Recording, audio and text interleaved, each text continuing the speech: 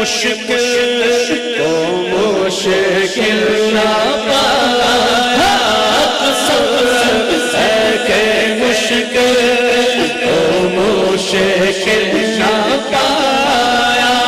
कहा हमने जिस वक्त या से इमदाद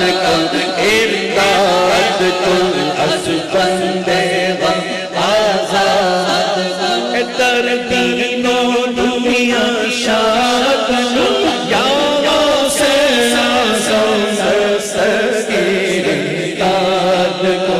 इमदाद कुल महमाज तू हाजत रवा अलमदद या से आज़म सय्यदा इमदाद कुल अस बंदे आजाद कुल दर दीनो दुनिया शाद कुल दर दीनो दुनिया शाद दुनिया से आज़म इमदाद कुल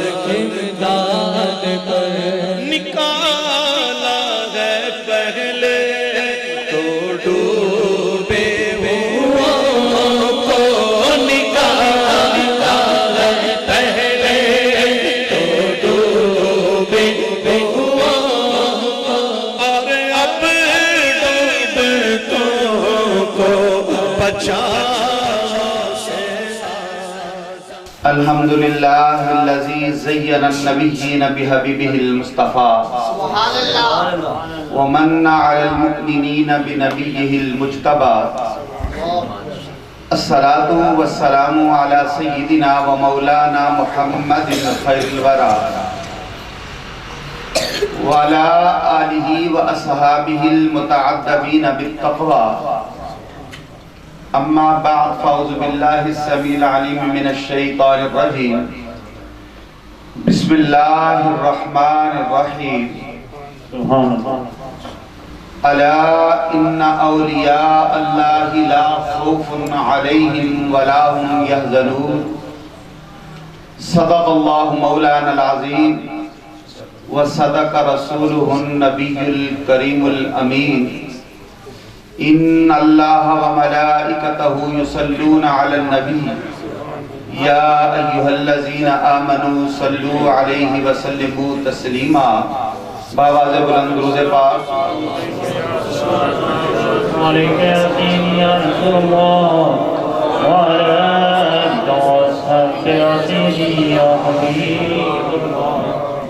अस्सलातु वस्सलामु अलैका या सय्यदी या खातमन नबिय्यीन व अला आलिका व अस्हाबिका या सय्यदी या महबूब रब्बिल आलमीन।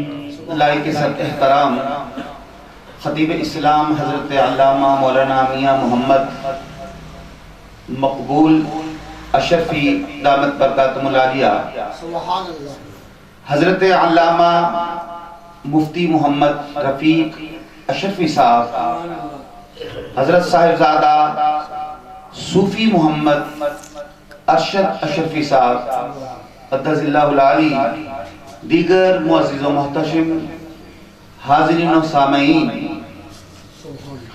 अल्लाह रब्बुल इज़्ज़त का लाख लाख शुक्र है कि उसने अपनी तौफीक खास से हमें आज की इस ज़िबकार और कसीरुल बरकात मजलिस में हाज़री का शर्फ अता फरमाया। अपना और अपने महबूब बंदों का जिक्र सुनने और सुनाने की तौफीक अता फरमाई। मैं इस अज़ीमुश्शान जश्न गौसुल वरा कि इन इकाद पर आप हजरात को बिलउमूम और इंतजामिया दारुल इल्म को बिलखुसूस हदिया तबरीक व तहसीन पेश करता हूँ और दुआ को अल्लाह रब्बुल इज़्ज़त उनकी इस काविश को अपनी बारगाह में और अपने महबूब की बारगाह में कबूल मंजूर फरमाए और हम सब के लिए ज़रिया निजात बनाए। आज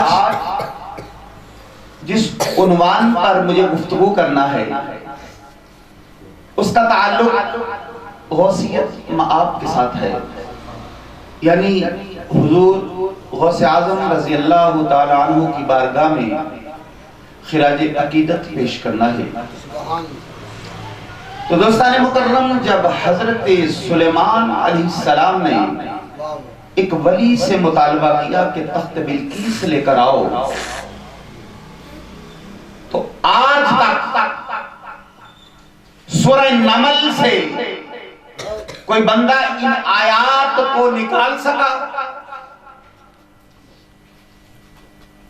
और हम लोग फौरन मुनकर हो जाते हैं और इतना बड़ा इनकार कर देते हैं कि खौफे खुदा ही नहीं रखते।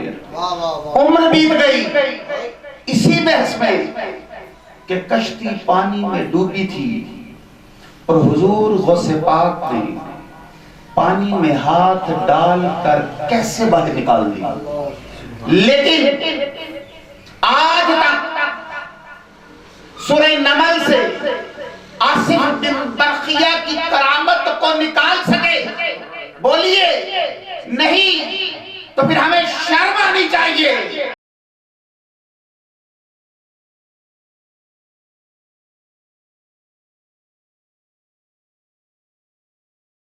हजरत सुलेमान अलैहिस्सलाम के उम्मती की विलायत को तो मानते हैं, लेकिन नबी पाक सलातु वस्सलाम के गुलामों की शान को नहीं मानते। हजरत सुलेमान अलैहिस्सलाम ने कहा था कि तख्त बिल्कीस लेकर आओ, लेकिन आपने ये नहीं फरमाया कि तू एक आम बंदा है, तू ये काम नहीं कर सकता। चला पहले नफल पढ़े और मालिक की बारगाह में दुआ करें।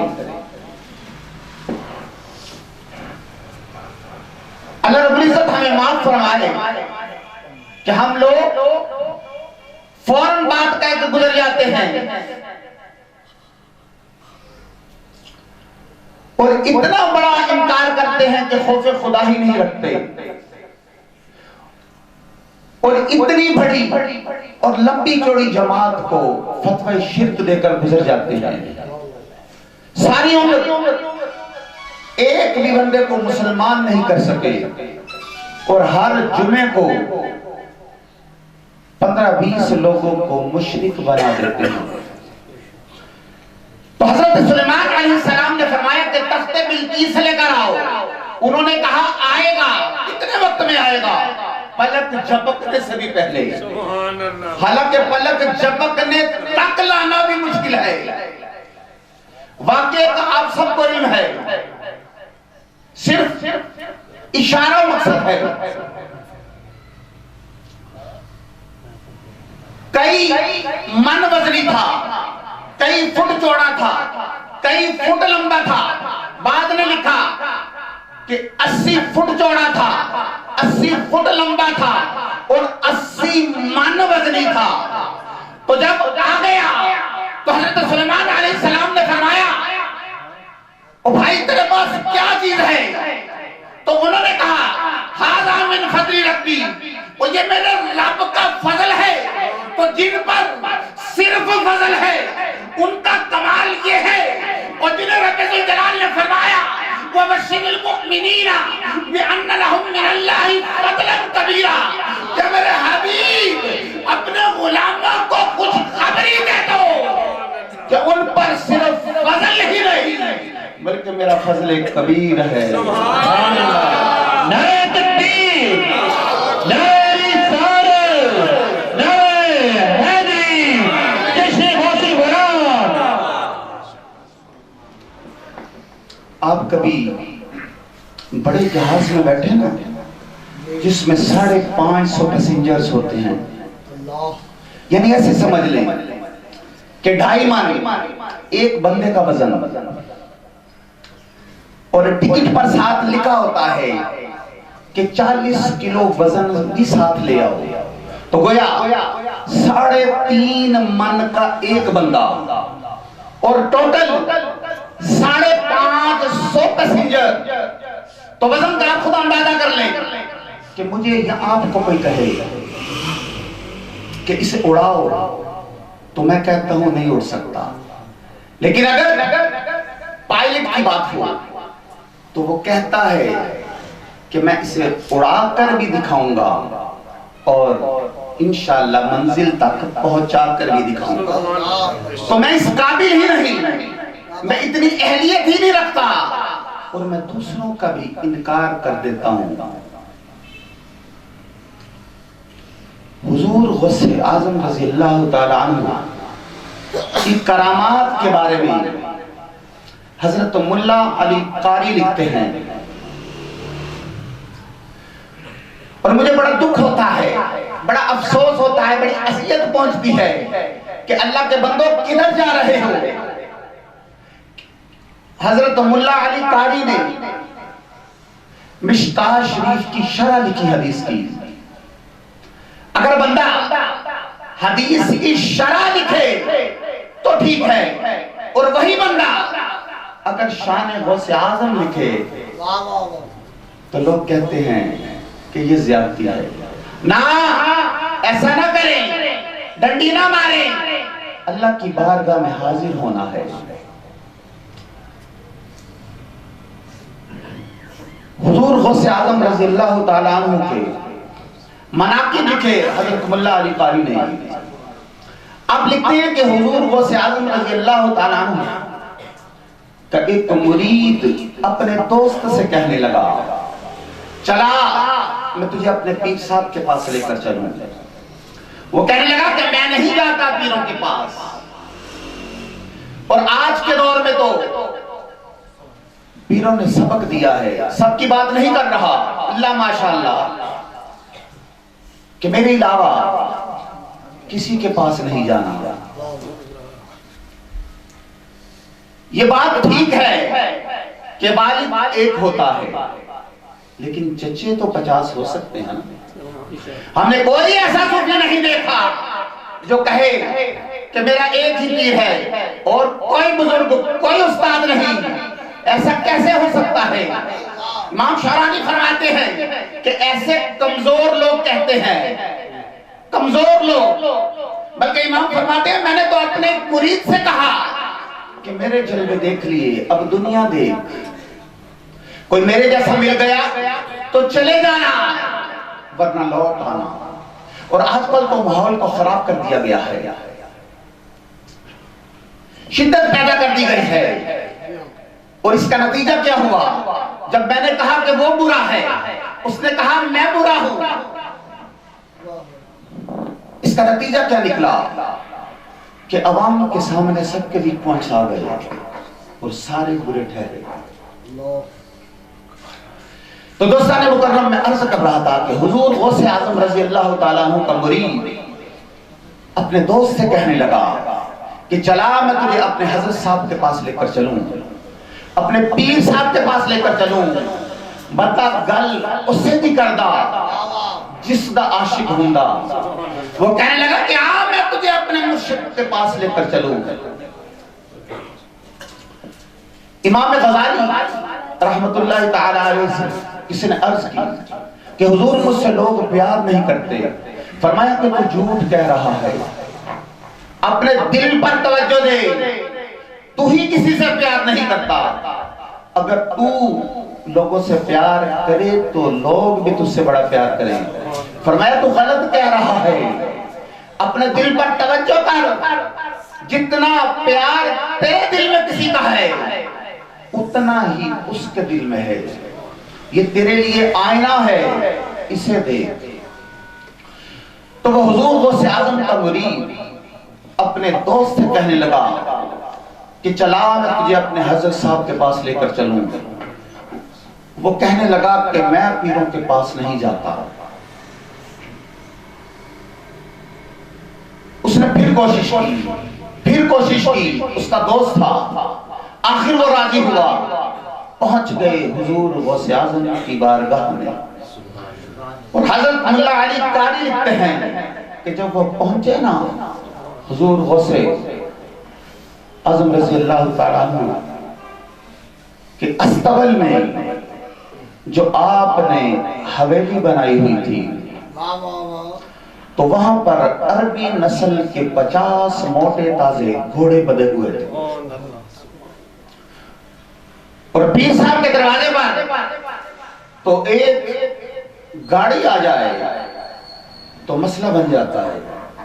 तो इकट्ठे 50 घोड़े बदले हुए थे। और उस दौर में ये जो घोड़े होते थे ना, यही गाड़ियां हुआ करती थी। सारे काम, सवारी और दिगर मामूलात इन्हीं से लिए जाते थे। तो वो शख्स फौरन कहने लगा, यार अपने पीर साहब को समझा कि एक घोड़े पर भी सवारी हो सकती है, ये 50 घोड़े किस लिए रखे हुए हैं।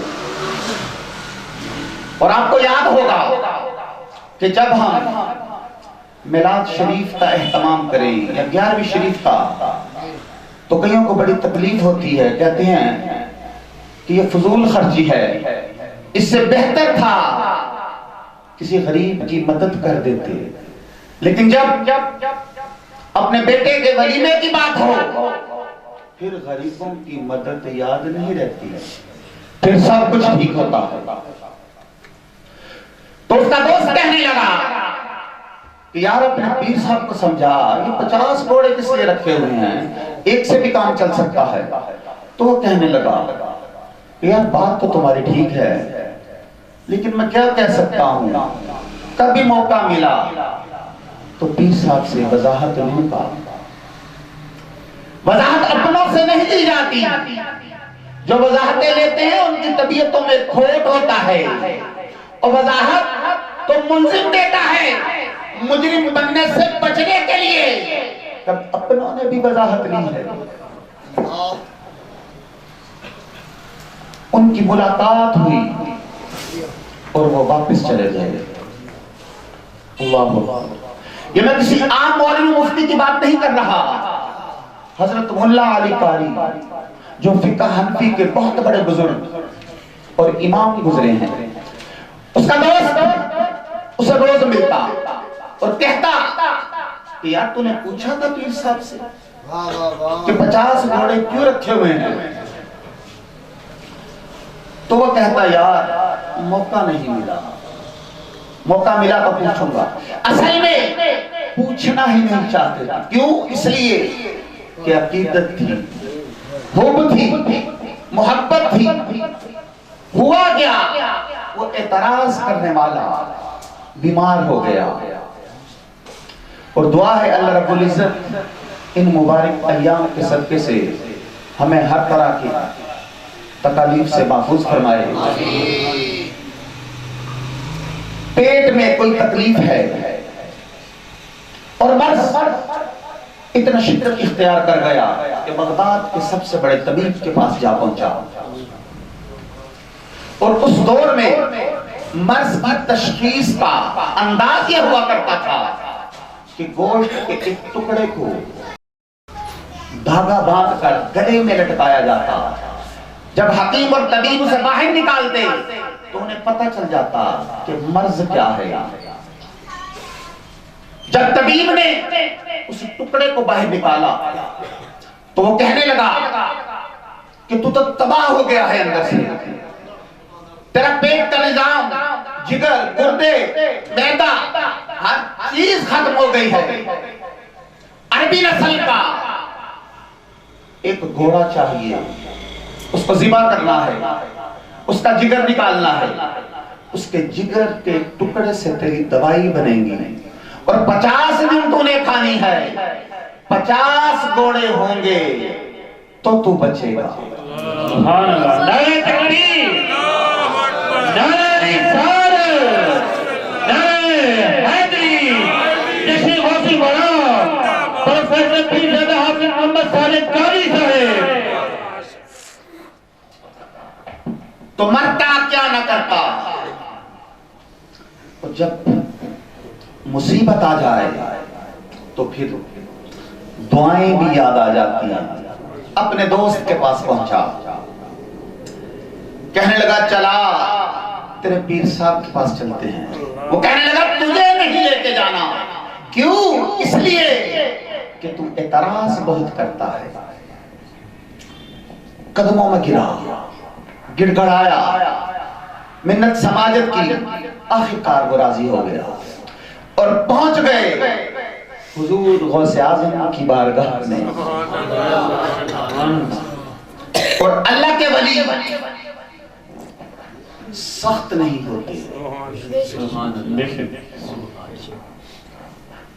क्यों? इसलिए कि नबी पाक रहमतल लिल आलमीन है और आप नबी पाक के वारिस हैं, इल्म और रूहानियत के। तो माफी तो जैसे इन्होंने जेब में रखी हुई है, जब कोई मांगे, जिस वक्त मांगे, हर वक्त तैयार होते हैं।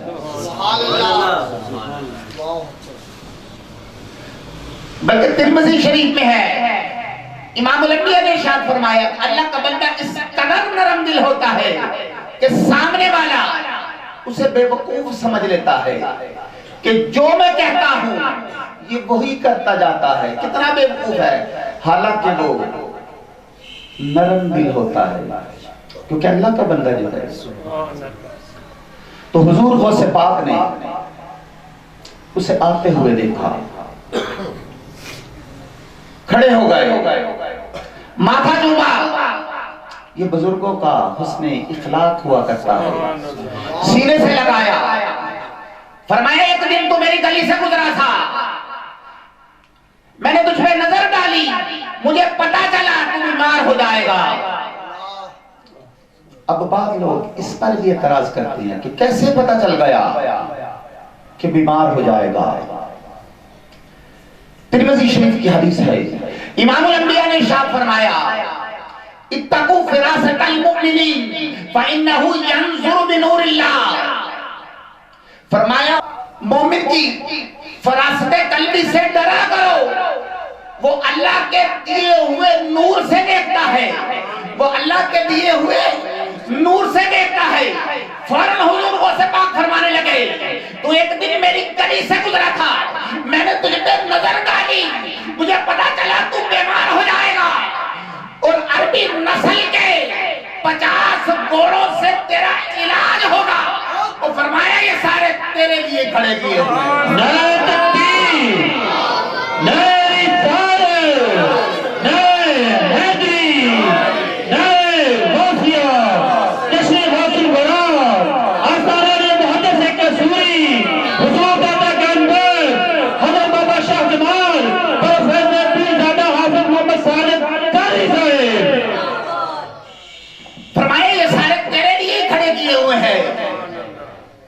घर ले जाने की और चारा डालने की भी जरूरत नहीं, रोज आया कर, एक ले जाया कर और ज़िबा करके अपना इलाज करा।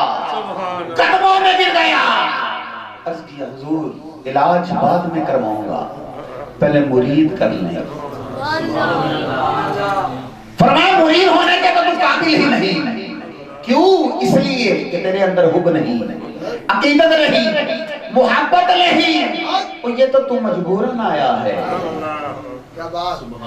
फरमाया जा अपना इलाज करा, अल्लाह तुझे शिफा दे, फिर जहां जी चाहे मुरीद हो जाना।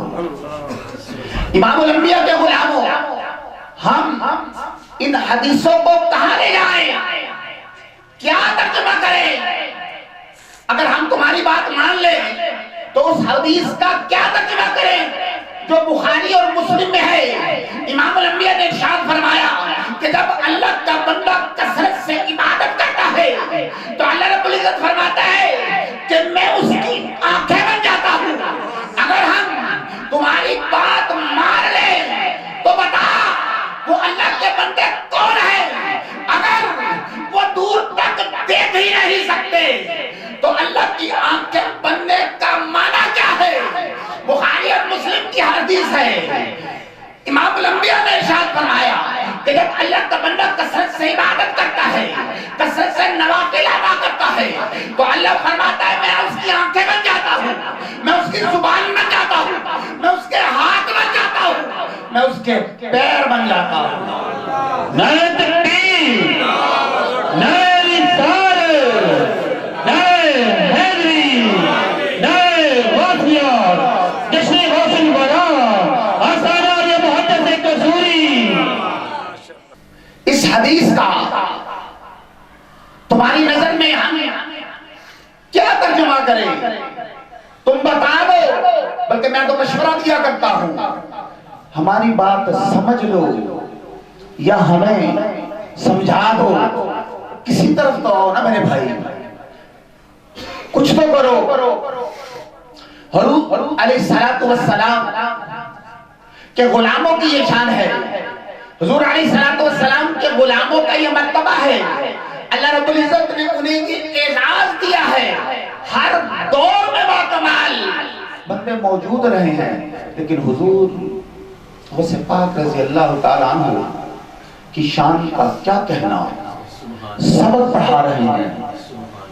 अचानक हाथ आगे किया, जब पीछे किया तो बाजू भीगा हुआ है। शागिर्दों ने अर्ज की, हुजूर क्या हुआ? फरमाया वो छोड़ो, तुम्हारे वाली बात नहीं, खासा दी गल आमा अगे नहीं मुनासिब करनी। शागिर्दों ने इसरार किया, फरमाया तुम्हारी जितनी समझ थी उतनी बात बता दी। थोड़ी देर गुजरी, कुछ लोग आ गए, कहने लगे कश्ती में जा रहे थे, अचानक तूफान आ गया, हमने पुकारा या शेख हजरत सैयद अब्दुल कादिर गिलानी, और अल्लाह के फजल से हम पे तो साया है गौसे आजम का, हमें तो दोनों जहानों में सहारा है गौसे आजम का। तो जब आसिफ बिन बरखिया का हाथ पहुंच सकता है तो मेरे गौस का हाथ क्यों नहीं पहुंच सकता? कहने लगे, अचानक हुजूर गौसे आजम का हाथ नमूदार हुआ और कश्ती पकड़कर किनारे से लगा दी। शेख हम्मा हुजूर गौसे आजम के दौर के वली हुए हैं। आपके पास एक ताजर आया, ताजर बहुत ईमानदार था। जब माल तिजारत कमा कर लाता ना, दीनी इदारे चलाया करता था, गरीबों की इमदाद करता। आपकी बारगाह में हाजिर हुआ, अर्ज की हुजूर तिजारत के घर से मुल्क शाम जा रहा हूं, आप दुआ फरमाएं अल्लाह पाक मेहरबानी करे। हजरत ने इस्तिखारा किया, फरमाया ना जाना, कत्ल कर दिए जाओ। वो हुजूर गौसे पाक की बारगाह में हाजिर हुआ, अर्ज की हुजूर अगर नहीं जाता तो बहुत सी बेवा औरतें, यतीम बच्चे मेरी इमदाद के मुंतज़िर रहते हैं, हर साल मैंने उनकी खिदमत करना होती है। शेख हम्माद ने मना कर दिया है। हुजूर गौसे पाक ने कुछ देर के लिए गर्दन झुकाई, फिर उठाए, फरमाया जाओ, अल्लाह रब्बुल इज्जत करम फरमाएगा, मालिक मेहरबानी करेगा। तो वो ताजिर कहता है मैंने खूब जिद्दोजहद की, खूब तिजारत कमाई, और जब मैं वापस लौटने लगा तो मैं रास्ते में एक जगह सो गया। तो मैंने ख्वाब में देखा कि कुछ डाकू आ गए, उन्होंने काफिले वालों को लूटना शुरू कर दिया। जब लूट लिया तो फिर अचानक ख्याल आया, उन्होंने उनको कत्ल करना शुरू कर दिया, मुझे भी कत्ल किया। जब उन्होंने मेरी गर्दन पर खंजर चलाया तो मेरी आंख खुल गई, मैं फौरन खौफजदा होकर वापस पलटा। अगले दिन जब मैं बगदाद पहुंचा तो सामने शेख हम्माद खड़े हैं, कहने लगे अल्लाह अपने बंदों की दुआएं बड़ी कबूल फरमाता है। मैंने अर्ज की हुजूर क्या हुआ? फरमाने लगे वो वाकया जो तेरे साथ हकीकत में पेश आना था, हुजूर गौसे पाक की दुआ से अल्लाह रब्बुल इज्जत ने उसे ख्वाब बना दिया, रब्बुल जलाल ने उसे ख्वाब बना दिया। नारे तकबीर, नारे रिसालत, नारे हैदरी, जश्न गौसुल बरा, आसारान ये मुहद्दिस कसूरी, हुजूर दादा गनबर, हज़रत बाबा शाह जमाल, प्रोफेसर पीरज़ादा हाफिज मोहम्मद सालिक कादरी साहब। और बाज लोग हैं उनको यहाँ पे भी बड़ी परेशानी होती है कि उम्र कैसे बढ़ गई। तो ताईदार कायनात ने इरशाद फरमाया कि अपने रिश्तेदारों से अच्छा सलूक करो, नेक सलूक करो, अल्लाह तुम्हारा रिस्क भी बढ़ा देगा, तुम्हारी उम्र भी बढ़ा देगा। लेकिन ये जरा मुश्किल काम है, रिश्तेदारों से नेक सलूक करना खासा मुश्किल काम है। अगर दूर का सजन हो, कोई दोस्त हो, उससे नेक सलूक कर लेते हैं, समझ रहे हैं ना मेरी बात को, लेकिन रिश्तेदारों से नेक सलूक नहीं करते। तो इमामुल अंबिया ने इरशाद फरमाया कि रिश्तेदारों से नेक सलूक करो, अच्छा सलूक करो, तुम्हारा रिस्क भी बढ़ जाएगा, तुम्हारी उम्र भी बढ़ जाएगी। तो रिस्क भी बढ़ जाता है, उम्र भी बढ़ जाती है, इमामुल अंबिया के फरमान से साबित है। हुजूर गौसे पाक का जिक्र रूह की ग़िज़ा है।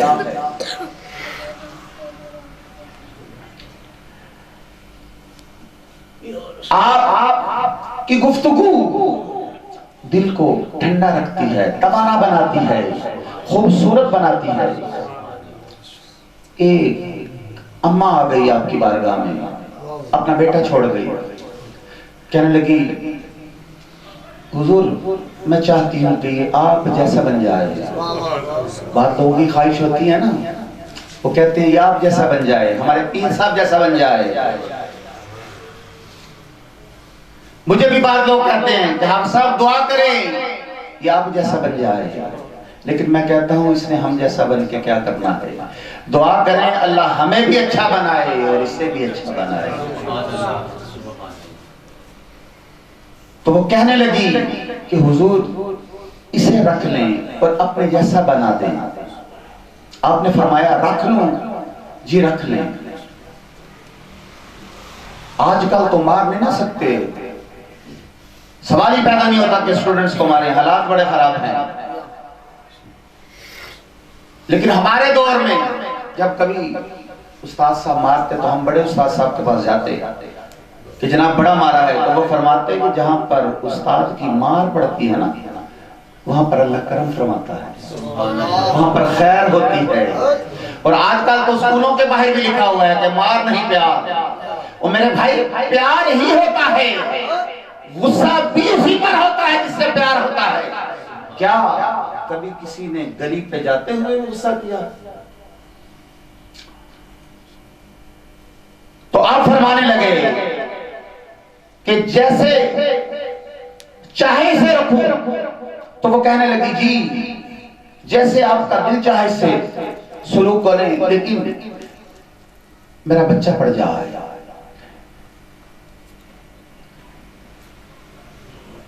ये तरीकत का शाहसवार बने, तसव्वुफ और उसलूब की सारी मनाजिल तय कर जाए, इसे शरीयत का हुस्न मिले। आपने फरमाया ठीक है।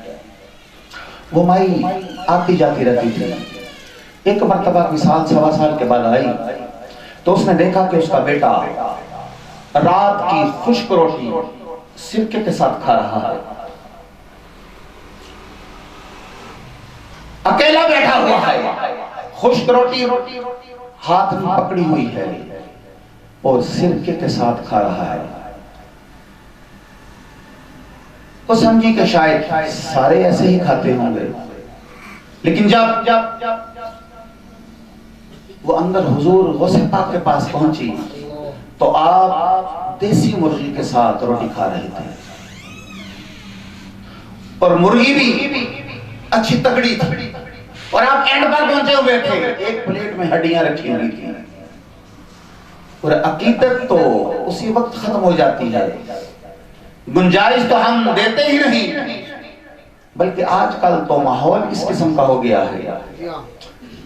मेरे एक जानने वाले मुझसे कहने लगे कि मेरे एक दोस्त हैं, डॉक्टर हैं, प्रोफेसर हैं, उन्होंने बड़ी कीमती और लंबी चौड़ी गाड़ी रखी हुई है। मैंने कहा तुम्हारी तालीम कितनी है? कहने लगा जी मैं 5वीं में मैंने छोड़ दिया था। और मैंने कहा अल्लाह के बंदे, उस शख्स ने पहले एमए किया, फिर 3 साल लगाकर एमफिल किया, फिर 3 साल लगाकर पीएचडी की, दर्स निज़ामी पढ़ा, फिर स्पेशलाइजेशन किया और तू कहता है कि वो तेरे लेवल पर रहे। उसकी डिग्री तो देख, वो तेरे मेयार पे कैसे रह सकता है।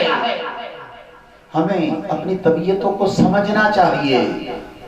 हम चाहते हैं कि वो भी हमारी जगह पे रहे, सामने वाला हमारी जगह पे रहे। ऐसा नहीं हो सकता। हम चीजों को समझते नहीं, सिर्फ बात दागनी होती है, फौरन दाग देते हैं कि जमहूरियत है, हमें बात करने का हक है। उससे होता क्या है, दिलों में कुदूरतें पैदा होती हैं और मोमिन दिल में कुदूरत नहीं रखता। उसकी सोच भी साफ होती है और उसका दिल भी साफ होता है। तो वो औरत कहने लगी कि मैंने तो समझा था कि यहाँ पर कोई लंबा चौड़ा लंगर होगा, तो मेरा बेटा तो रूखी सूखी खा रहा है और आप इधर बैठकर देसी मुर्गी के साथ खाना खा रहे हैं। हुजूर गौसे पाक ने कोई जवाब नहीं दिया, क्योंकि ये बाकमाल लोग थे, इन्हें वजाहतों की जरूरत नहीं। अल्लाह रब्बुल इज्जत ने इन्हें बेशुमार कुव्वतें अता की हुई थी। आपने ये नहीं फरमाया कि मुझे हकीम ने देसी मुर्गी की यखनी बताई है या देसी मुर्गी का गोश्त बताया है। आपने सिर्फ ये फरमाया अच्छा तू देख आई है, मैंने तो तुझे पहले ही कहा था इसे मैंने अपनी मर्जी से चलाना है, अपनी मर्जी से तरबियत करनी है। और तूने खुद ही कहा था जैसे मर्जी इसकी तरबियत करें, तो फिर तो तेरी मर्जी से ही रोटी दी है। लेकिन फिर भी तुझे मुतमईन करने के लिए बता देता हूं, हुजूर गौसे पाक ने उन हड्डियों को प्लेट से निकालकर जमीन पर रख दिया और फरमाया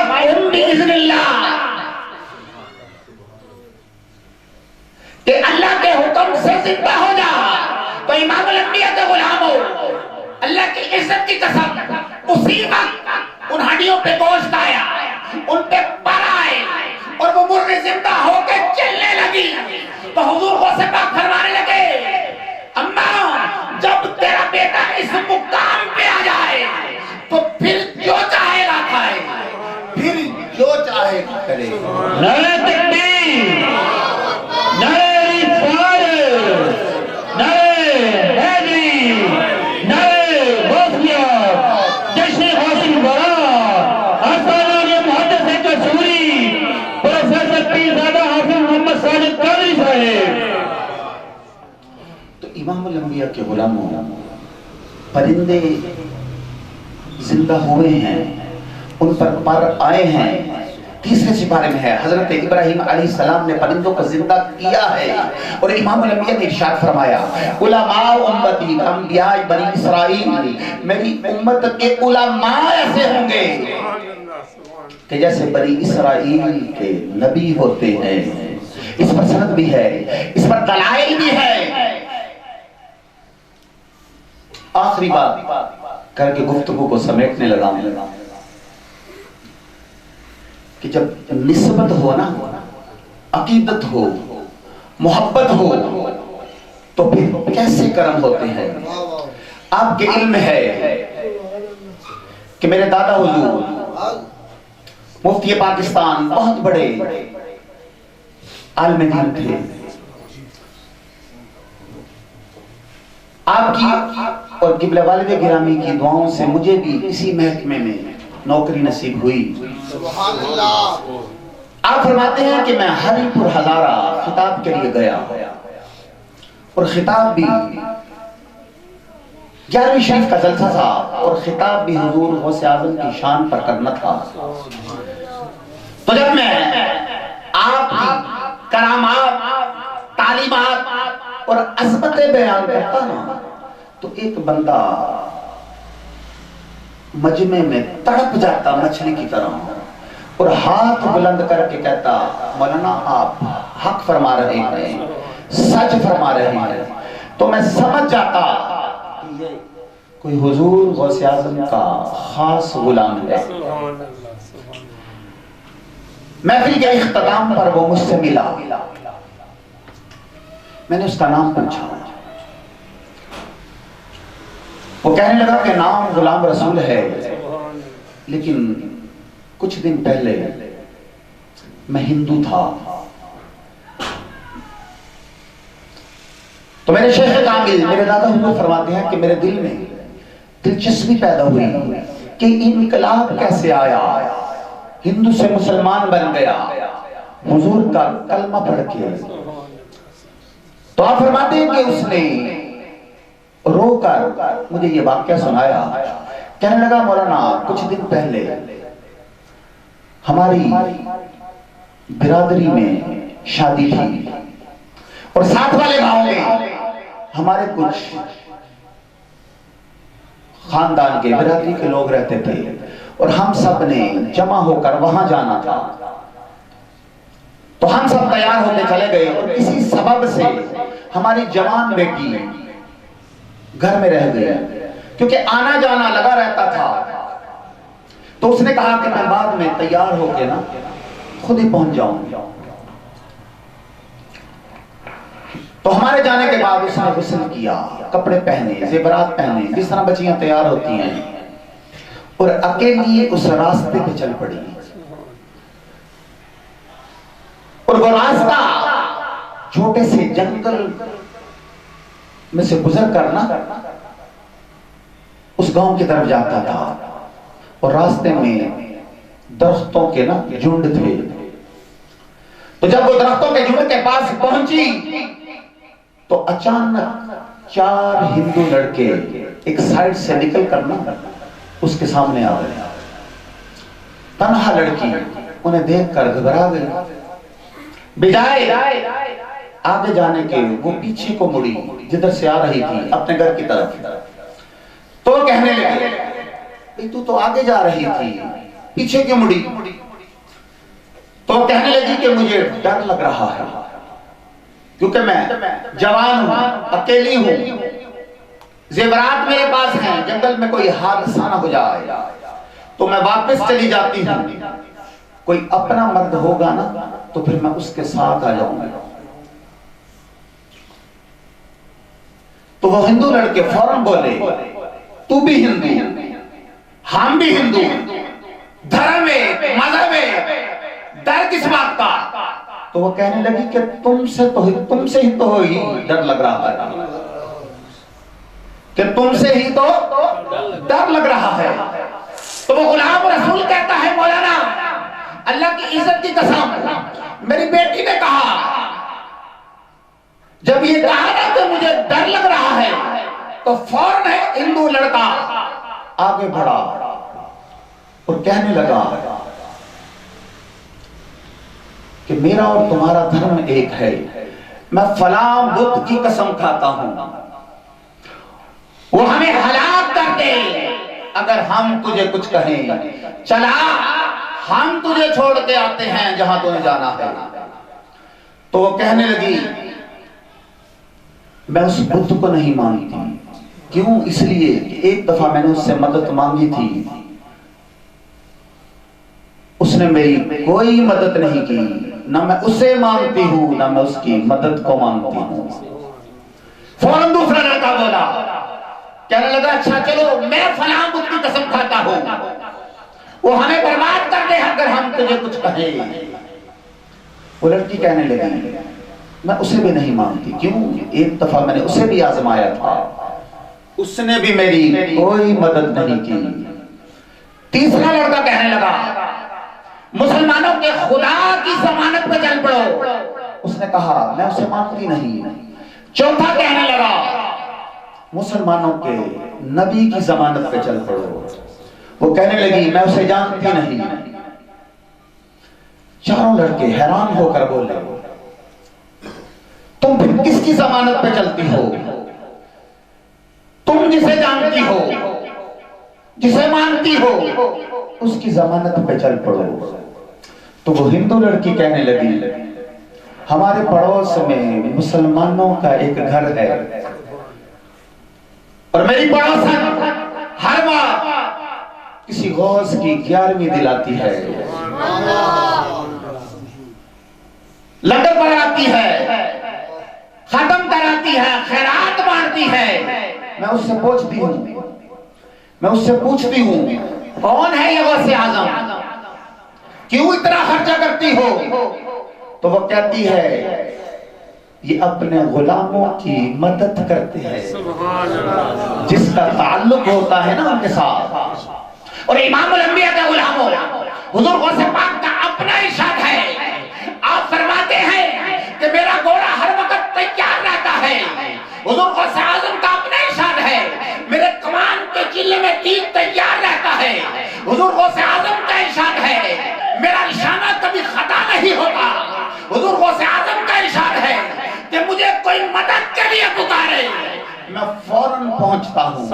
नए तकबीर, नए इफ़ाल, नए हैदरी, नए गौसिया, जश्न गौसुल वरा, आस्ताना लिए मुहद्दिस कसूरी। तो वो हिंदू लड़की कहने लगी, वो मुसलमान लड़की, वो मेरी पड़ोसन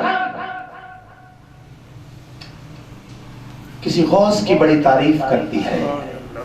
चलो आज मुसलमानों के गौस को आजमा लेते हैं। जमानत देनी है तो अब्दुल कादिर की दो, मुसलमानों के गौस की दो। हिंदू लड़कों ने आंखों में आंखें डाली, कहने लगे ठीक है। अब हिंदुओं को क्या पता कि गौस की ताकत क्या है, काफिरों को क्या पता कि बनियों की ताकत क्या है। तो इमामुल अंबिया के गुलामों, हुजूर गौसे पाक से मोहब्बत करने वालों, वो हिंदुओं की लड़की, हिंदुओं की बेटी मेरे गौस की जमानत पे चल पड़ी, मुतमईन होके चल पड़ी। जब वो जंगल के दरमियान में पहुंची तो चारों लड़के चारों तरफ फैल गए, हंसने लगे, कहकहे लगाने लगे,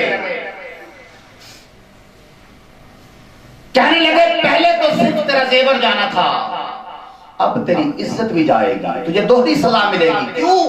इसलिए कि तूने हिंदू होकर हमारे खुदाओं की तस्लील की है, हमारे बुतों की तौहीन की है। देखते हैं कि तुझे गौस कैसे बचाता है। एक बदबख्त आगे बढ़ा, उसने उसका दुपट्टा उतारा, दूसरे ने बाल पकड़े, तीसरा गिरेबान पे हाथ डालने लगा, तो लड़की ने इधर उधर देखना शुरू कर दिया। वो लड़के कहने लगे नादान लड़की किधर देख रही है, और यहां कोई नहीं आएगा। तो लड़की रोकर कहने लगी ए मुसलमानों के गौस कब आओगे, और जब मैं लुट जाऊंगी तब आओगे। मैं लुट रही हूं, मेरी मदद करो। तो वो गुलाम रसूल कहता है मौलाना अल्लाह की इज्जत की कसम, मेरी बेटी कहती है कि अभी मेरी जुबान से लफ्ज खत्म नहीं हुए थे, दरख्तों के पीछे से आवाज आई, मेरी बेटी घबराना, अब्दुल कादिर आ गया, गौस पहुंच गया। वो कहती है कि हुजूर गौसे आजम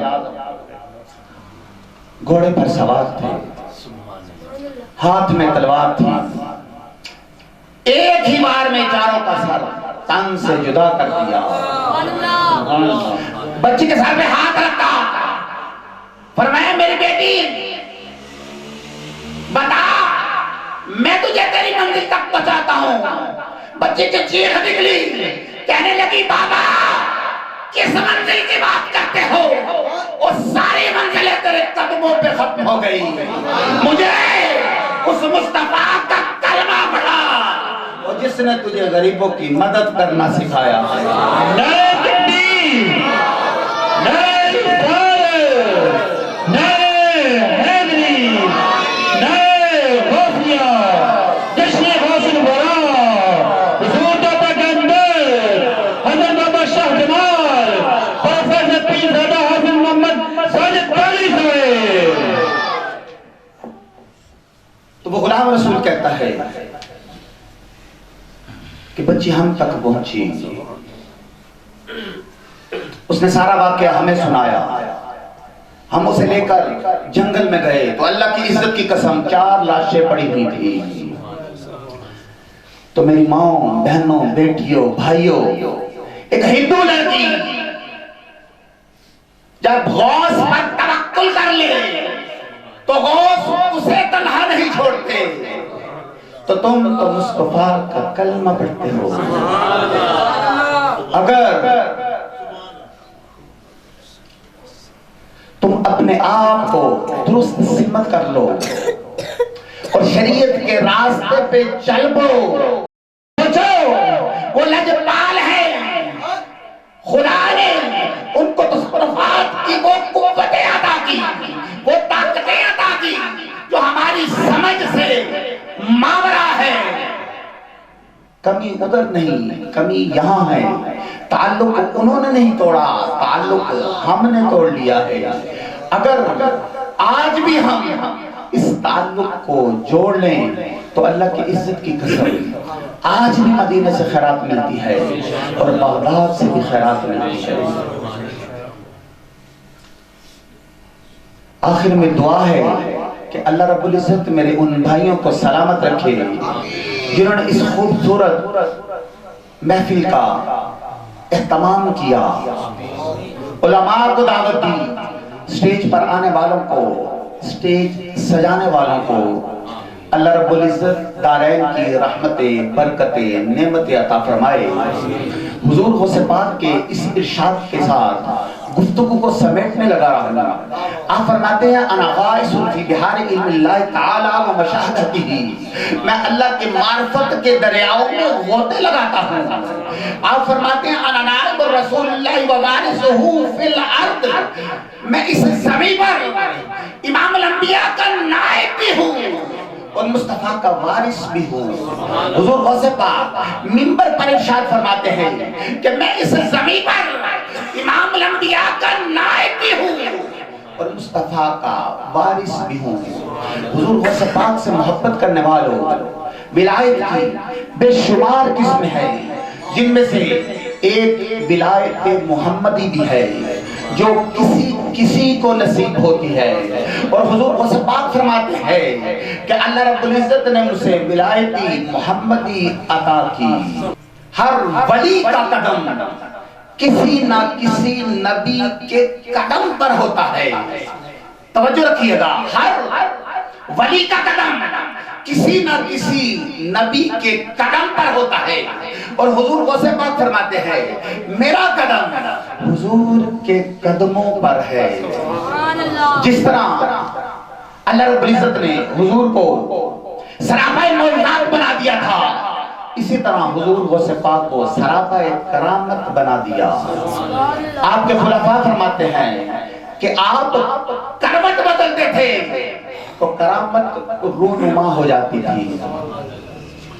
तो ये अल्लाह रब्बुल इज्जत का लाख लाख शुक्र है कि उसने हमें इन हस्तियों के साथ ताल्लुक अता किया, मोहब्बत अता की, निस्बत अता की।